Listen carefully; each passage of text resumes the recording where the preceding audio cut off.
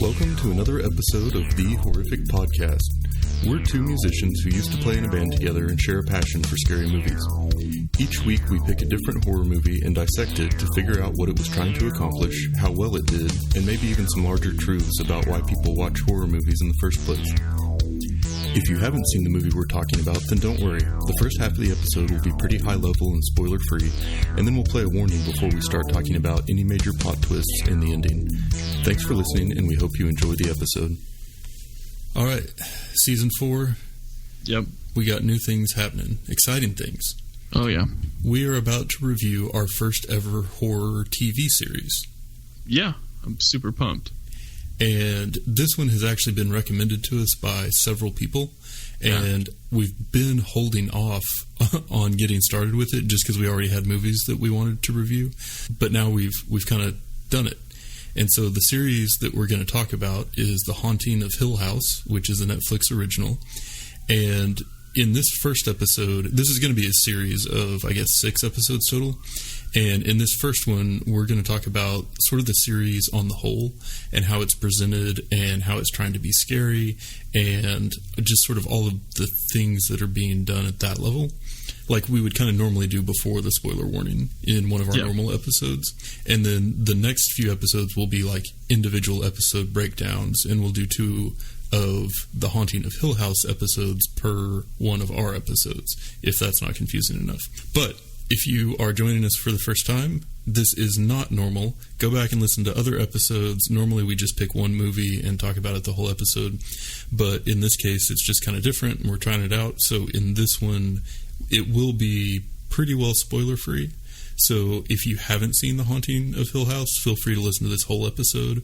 And then if you want to watch 2 and come back to the next one, each of our episodes will be just about the episodes that are covered there. So there won't be like future dated spoilers in any of them. Perfect. That was so much to say. That was good. That was good, though. I mean, you couldn't get any more clear. I don't understand what you just said, but you couldn't get any more clear. Yeah. You can lead a horse to water, but I know. Yeah.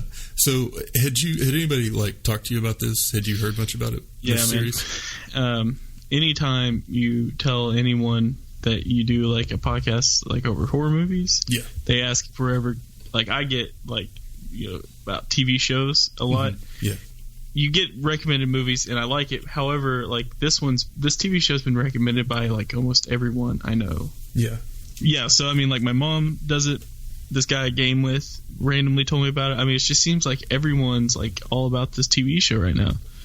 Yeah, and I was a little surprised because like I didn't really know much about it. Yeah, and it's kind of like when you have one of those horror movies that comes out that crosses over into being just like a popular movie in general. Yeah. Like the Conjuring series. Those make a ton of money. And so everybody all of a sudden is talking about horror movies when those types of movies come out. And it's like, wait, what? Normally it's just us doing this. Yes, exactly. Yeah. So anyway, I'll introduce it and then we'll get started. All right. The Haunting of Hill House is a Netflix original series that was released in October of 2018. The story is based loosely on the 1959 novel by Shirley Jackson of the same name, and it follows 5 siblings who live together in a haunted house as children until one fateful night, something that none of them can quite remember clearly, caused their dad to pack them in the car and leave forever. Now, as adults, the siblings are all dealing with their odd upbringing in different ways. Or at least they were until something happened that brings them all back together and forces them to revisit the mysteries of their youth. The Haunting of Hill House is currently available for streaming on Netflix. And probably, I would guess, only on Netflix.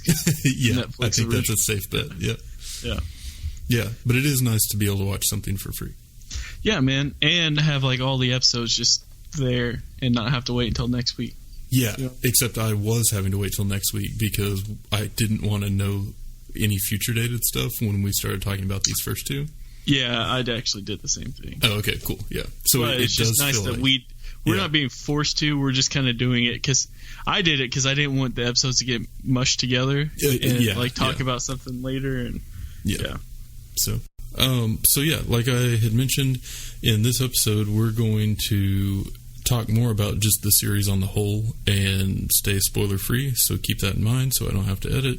And we usually go into the question of what were the people who made this trying to do and how well did they do it. Yeah. So I guess one of the first things about the presentation of it, or sort of how it's laid out and how the story is unfolded, is that this is definitely one of those types of shows where things are happening in the present day, but you're also seeing a lot of flashbacks that slowly fill in the story. So there's like the now that is the present day in 2018, but then there are also sort of the primary flashbacks are to 1992 when all of the siblings were kids living in Hill House. But then there's also some kind of in-between flashbacks of other things that have happened to them as adults. So it's a little bit difficult to to figure out what time you're in immediately during scene changes. So that's kind of a big piece of it. But because of that, something that's really stood out to me about the show has been the scene changes. And I think a lot of those are just really, really good. Like it's they know that it's something that's important to how they're telling the story. And I really like that they chose to be creative with it, because it's like it adds the emphasis and grabs your attention. But then just the way that they, as an example, you might see like the camera might pan to a clock on the wall, and then that clock dissolves into a different clock, and then that clock is behind where the action's happening in a different time, in the same place or whatever. And so just stuff like that I thought was really neat. But all of that... It zooms in on an item, and then when it zooms back out, it's in a different time zone, or a different time frame. Yeah. And so all of that to say is just this is a very like high budget, well made series. What I mean? Like I would say that quality wise, this is better than a ton of the movies that we've watched. Yeah, absolutely, I agree. I think they not only because of the way that it was filmed and just being high definition nowadays and all that. Not only that, it just seems like they put so much thought into like everything. Like I feel like everything's an Easter egg in this TV show. Yeah. Well, yeah, and we'll get into this more in the next episode when we start talking about the more specifics in the scenes and specific plot points and stuff. But I feel like there are a lot of things that have happened even in those first two episodes that are clearly going to be significant later on, but we have no idea what they mean now. Right. And so I think from a writing perspective, this is a very professionally done thing. It's a very deep story. It's got a lot of complexity and multiple levels of meaning, and it has a lot to keep you engaged. And, again, only 2 episodes in, so far, I would say that this is probably something that's going to have pretty good replay value as far as going back and rewatching it and catching a bunch of things that you didn't the first time. Yeah, absolutely. So, like we said, very high quality production. I thought it has really great camera work, really good lighting. The lighting is actually something that stood out to me as far as, a lot of the scenes are happening in a dark house at night, but you can still see everything, but it still feels like night, which I feel like is a delicate balance to strike. Yeah, exactly. I mean, and even like the scenes that are taking place in say like a funeral home, like even then it's still dark, like dark wooden cabinets, and everything has a dark tone to it, filming wise. Yeah, and that really fits with kind of the overall mood of the show. I think that's what sets the mood, in my opinion. And I think it's more kind of the way that it's shot and the acting that set the mood. I don't really think the music contributes a whole lot. We talked about how in The Descent we didn't really notice the music because it was just kind of like appropriate for what was going on. It was almost more of like an accent to what was already happening than it was something that was like driving that feeling. And I think the same is probably true for this. It's the same. Did this one like particularly remind you of any of the movies that we've watched? Yeah, man, I would say like it's like a Conjuring kind of movie. The Conjuring or Amityville Horror also just reminded me of those movies. I don't know if there was anything specific other than maybe like adults and young kids going through this thing that's going on at a house. but those were, I think, the ones that stood out the most for me. Yeah. So I got one that's going to seem really, really unrelated, but I'll explain myself. Okay. Kind of reminded me of the original It. Oh, yeah. Okay. Because you have... Yeah, dude. I didn't even think about that. That's a good call. Yeah, it sounds crazy until you think about it, right? Yeah. Like, so you have a bunch of adults in different towns that are kind of like united by this terrifying childhood experience, all getting pulled back into it somehow. And so, like, it to me, you know, and I say the original It movie because it had a lot of kind of the jumping back and forth between time, whereas the new one didn't. Yeah, they're coming out with that second movie for that. Yes, yeah. But I felt like this was a similar concept, but it's just done at a much higher level. And, it kind of has that same feeling, though, in the beginning of, like, you're gearing up towards resolving this thing that's gone unresolved for a long time, and they weren't ever really able to completely get away from it. And you can kind of see how what they went through in that house as kids has sort of followed them into their lives in different ways. And so I saw a lot of similarity with that, but I think that's also a really exciting premise for a TV show, because you've got, you know, a whole season's worth of episodes to try and develop that and to, you know, build out the characters and everything else. Yeah. I mean, looking back, that's exactly it. So yeah, I'm excited. Obviously, I'm optimistic with what we've seen so far. But yeah, very optimistic about it. Yeah. One thing I wanted to ask you about, though, it kind of while we're on the topic of like the style of the show, what did you think of the intro sequence? Yeah, so the intro sequence basically kind of consists of, like, at the beginning, there's like the hand sticking out, and then there's statues that are like crumbling. Yeah. With like kind of the, you know, creepy music playing in the background, and then it gets to like the house, but the house is like has moving parts on it, almost like, I don't know. I mean, you know that there's some meaning to each one of these. Like maybe the crumbling statues are the foundations falling apart kind of thing, or something like that. The hand sticking out could be that someone needs help, or, you know, or to join us. And the house changing, you know, kind of like the maze looking thing is like you're not gonna get out of this place no matter what. Yeah. But so, I don't know. Like, that's just me kind of trying to... Yeah, I can definitely see that. And I think that those statues were in the house. Like, those types of statues were in the house. So there's some continuity there. And seeing them crumble that way... Yeah, like you said, there's something interesting going on with it. But with the house turning into the maze, you know, there's the one hand... or the one idea of, like, you won't escape. But on the other, it's almost like you haven't figured it out.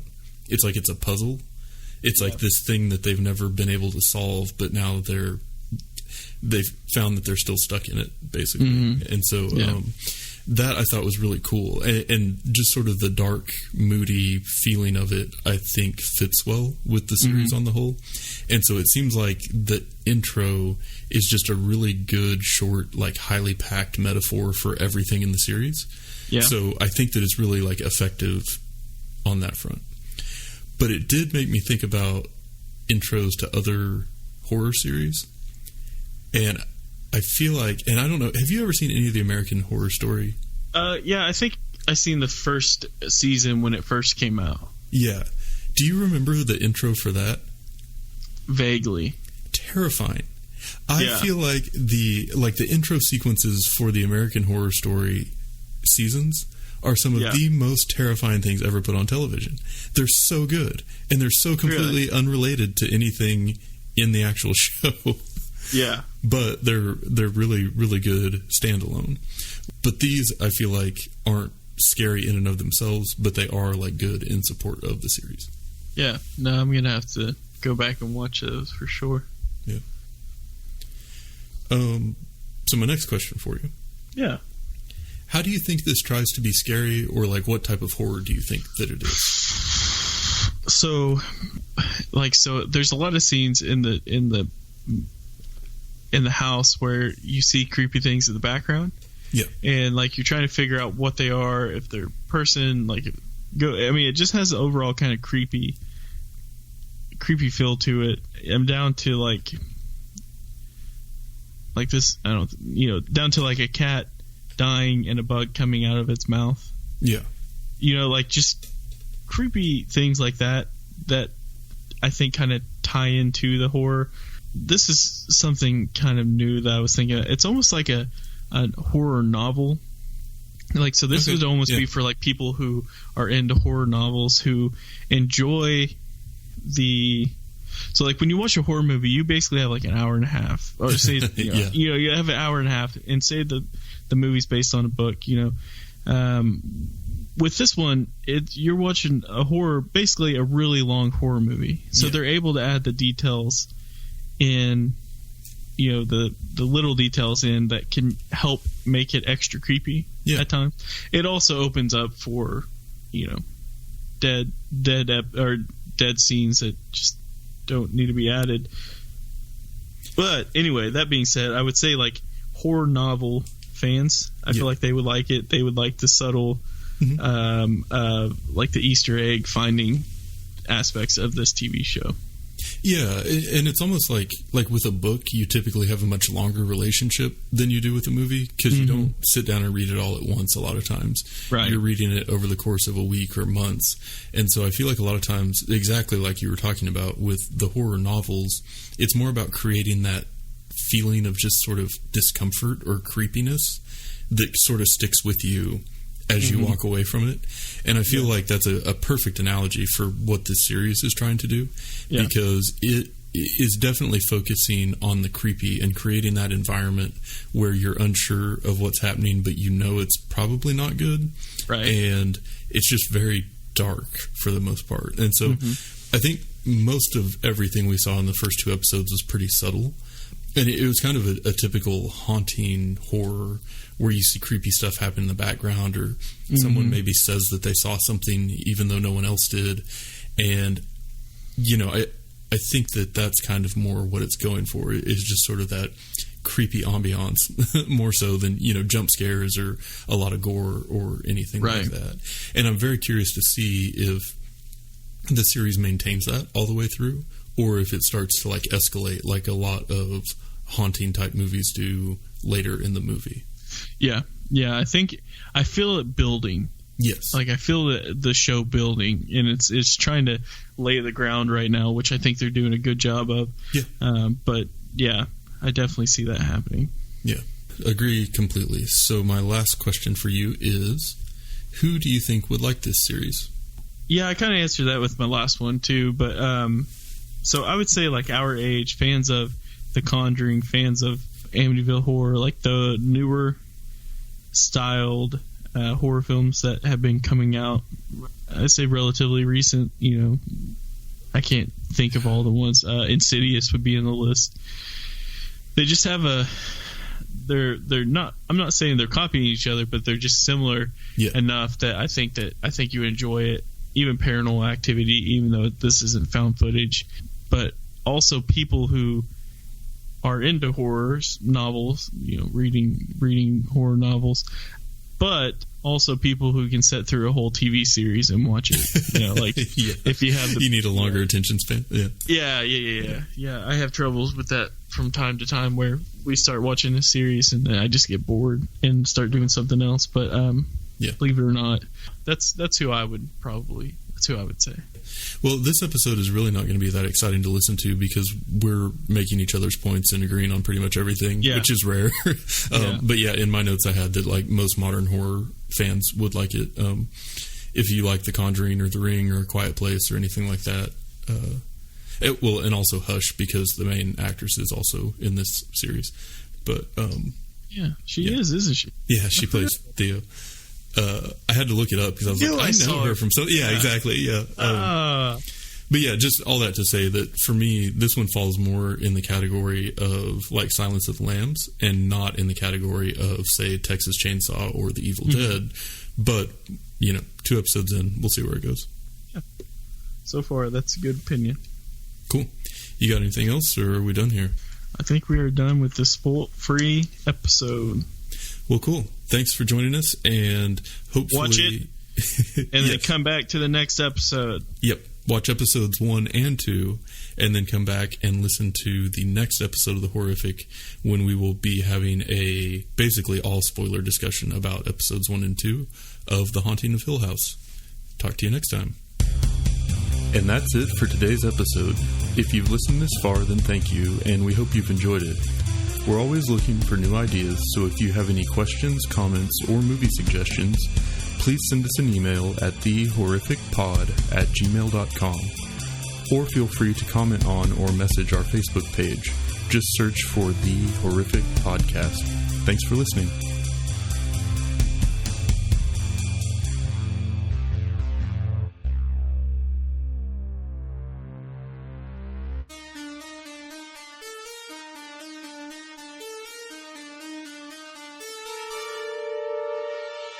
The story is based loosely on the 1950... Did you say 1950 fuck? I tried to say 1955, but then I realized it was 1959, so it was a 1959. Okay. 1955? Okay.